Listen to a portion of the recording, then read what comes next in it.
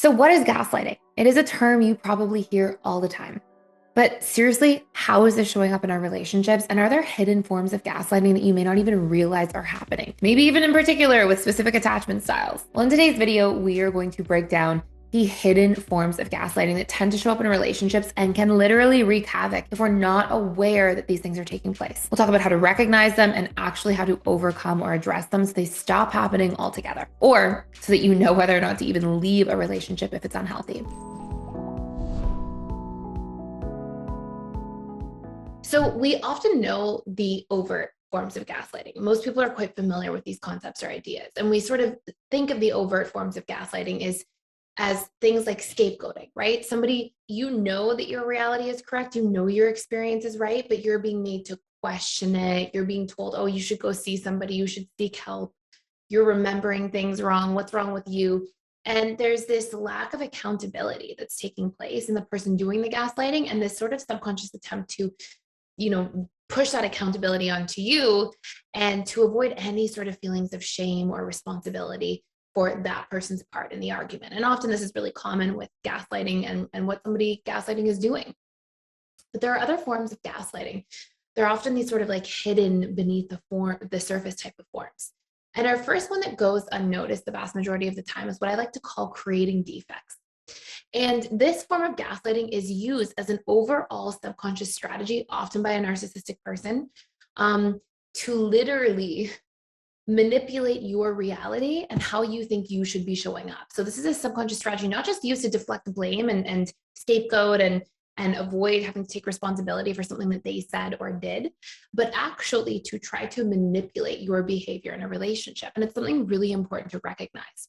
So an example of this could be if somebody in a relationship is trying to increase the amount of intimacy that exists in a relationship, rather than seeing one partner as having a different set of needs.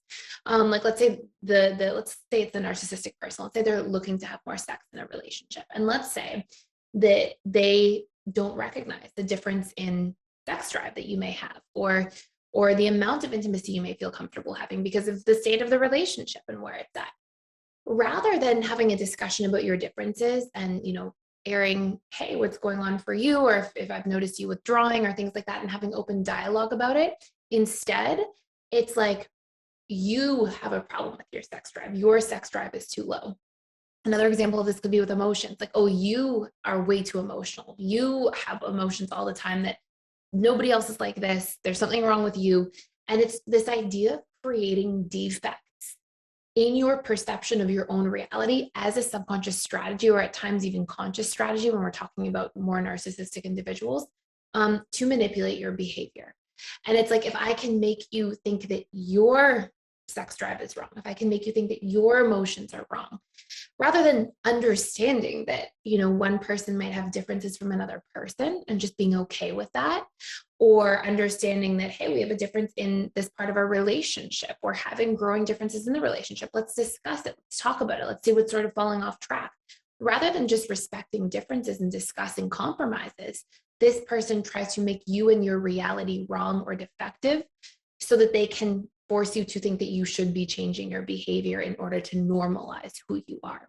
And this is a really important thing to pay attention to and to be aware of, because what can become sort of insidious about this is when the person doesn't recognize that this is taking place and starts, in essence, getting manipulated by this behavior and actually second guessing themselves, and then actually changing their behavior, who they are, what their boundaries are, what they want, what they need, as a strategy to sort of gain favor with the narcissist or narcissistic person, to produce the output of being accepted, when of course what we often see with people who are predisposed to creating these types of behaviors to begin with, so the people that are likely to gaslight pervasively in relationships are usually not going to stop gaslighting when the behavior changes. They're going to usually keep trying to move the needle to gain more and more of their desired outcomes using strategies like this that are quite insidious and unhealthy. So now, before I tell you the other really key hidden forms of gaslighting that might be showing up in these hidden ways, I just want to let you know, if you need extra support on how to really build a secure connection, secure relationship, even with somebody of an insecure attachment style, you can check out our How to Build Secure Relationships. It's literally key pillars of healthy relationships course, fully for free. You'll actually get to keep it fully for free for life. Like, literally go in. It's not just like a free trial to the personal development school. You get to try out all the courses for 7 days, but literally keep this course just for permanently for life. And it's all about what a secure relationship looks like. And it's about dating securely. It's not just only if you're in a relationship, it's also for dating. So that you just, if you didn't have a model for how to have healthy connection, conversation, how to meet each other's needs, know each other's needs, if all of these things were missing from your childhood and upbringing, you literally get to keep this roadmap for free for life. And I'll put the link down below. And again, we're just doing this for a limited time. That's our first one. Our second one is what I call third party gaslighting. And this goes hand in hand with triangulation. But there's this concept or idea of using external people's comments, and I put this in air quotes for a reason, to make you doubt yourself. And so, we often look at triangulation as bringing sort of this like third party into the relationship and referencing them or actively bringing them into the relationship in some form to try to manipulate the person that the narcissistic individual is in a relationship with. And that's sort of a behavioral thing that's happening.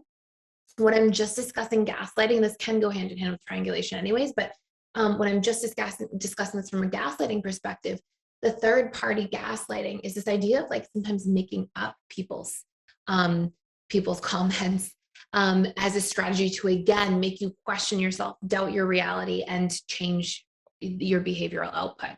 So an example of this might be, oh, my coworker says no partner would ever do what you're doing, right? Or, my friend says his wife or that her husband or their husband, never does what you're doing. Like something's wrong with you and what's going on from your perspective. And this moves into more of a gaslighting sort of phenomenon when this is not real stuff, right? It's just somebody referencing a fictitious conversation and really trying to like manipulate the dynamic and change your behavior and how you're showing up and make you question yourself and your reality as a strategy. This is the point of this person bringing up these so-called conversations. So really important to be aware of as well. And then last but not least, we have this silent gaslight. And this is yet again just another strategy that the narcissistic individual will often use in a relationship to specifically make you question yourself, question your reality, doubt what's going on for you, and if you're okay, and make you walk on eggshells, try to change your behavior. And this is intentional and consciously oriented stonewalling as a strategy to punish you for your behaviors that are wrong, right? And again, all of these are in air quotes for the purpose of recognizing that this may be wrong for the narcissistic person who has a very difficult time with empathy and a very difficult time seeing somebody else outside of their reality, right? And so they sort of see through this lens of assuming that everybody's almost a character in their story.